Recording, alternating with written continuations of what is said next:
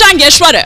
जी बिल्कुल, और आप देख रहे हैं कि बीजेपी दोनों के दोनों स्टेट्स में, और जैसा कि सोहेल ने बताया, हमारे रिपोर्टर सिर्फ काउंटिंग स्टेशन पे नहीं, लेकिन आपके पास सबसे तेज खबर लाने के लिए लाइव भी है। तो बीजेपी का दावा है भाई कि दोनों स्टेट्स में, दोनों राज्यों में वो सरकार बनाने जा रही है। कितना सही कितना गलत। हिमाचल प्रदेश में पहली बार ऐसा लग रहा है कि क्या कांग्रेस बिना चेहरे के भी टक्कर दे पा रही है भारतीय जनता पार्टी को। हमारी सबसे बड़ी टीम है। सोहेल, अगर आप सवाल लेना चाहते हैं।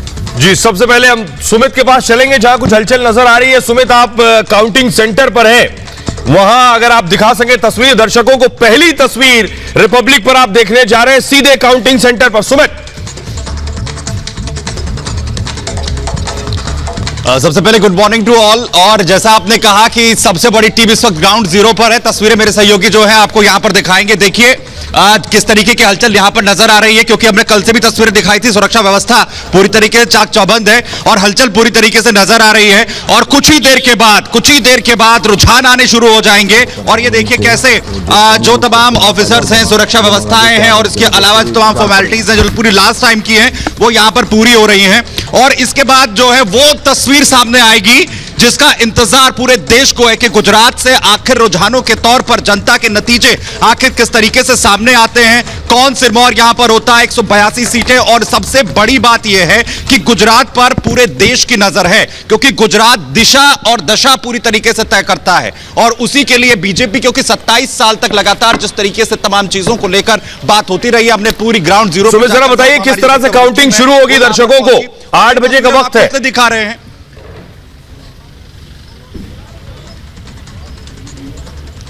बिल्कुल 8 बजे का वक्त है और बस उसी का इंतजार है जहां सबसे पहला रुझान जो है उसके बाद सामने आएगा। और हलचल लगातार दिखा रहे हैं कैसे यहां पर बढ़ी हुई है पूरी तरीके, क्योंकि आखिरी वक्त है और इन्हीं घंटों के बाद जो है पूरी प्रक्रिया शुरू हो जाएगी। रुझान आने जो है शुरू हो जाएंगे। और रिपब्लिक भारत पर अपने तमाम दर्शकों को सबसे पहला रुझान हम यहां पर दिखाने वाले हैं। ये LD कॉलेज अहमदाबाद का, अलग अलग से काउंटिंग सेंटर्स बनाए गए हैं और हर एक काउंटिंग सेंटर पर हमारी जो टीम है वो इस वक्त मौजूद है। और वहां से हर एक जो है नतीजा और वहां से सबसे पहला रुझान जो हम यहां पर दिखाएंगे।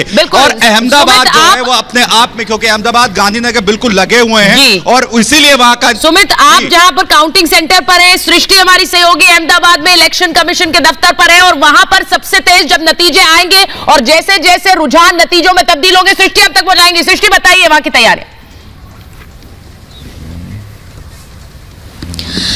बिल्कुल सुचारिता, देखिए जिस तरीके से सुमित ने वहां पर तैयारियां दिखाई, अभी यहां पर बहुत ज्यादा हलचल चुकी नहीं है। जब डेटा आना शुरू होगा उसके बाद वो तस्वीरें हम दिखाएंगे। लेकिन सबसे बड़ी बात यह है कि 182 सीटों का हर एक समीकरण पिछले लंबे समय से चप्पा चप्पा गुजरात के जरिए हमने पहुंचाया है। दर्शकों के दिल में क्या रहा वो बताया। वोटिंग के दिन आखिरकार जब तमाम वोटर्स बाहर निकले तो किन मुद्दों को लेकर उन्होंने वोट किया वो बताया। त्रिकोणीय समीकरण की बात यहां पर लगातार हो रही थी। आम आदमी पार्टी की एंट्री के बाद में आज का नतीजा कितना बदलता है ये सबसे बड़ा सवाल है। लेकिन भारतीय जनता पार्टी जो 27 सालों से यहां की सत्ता पर काबिज रही है, उसका दावा बहुत मजबूत है कि एक बार फिर से वो इतिहास रचेगी और एक नया कीर्तिमान यहां पर स्थापित करेगी। आपके पास आएंगे, हमारे साथ सलोनी भी लगातार बनी हुई है, जो कि माफ कीजिएगा आपको रोक रहा हूं।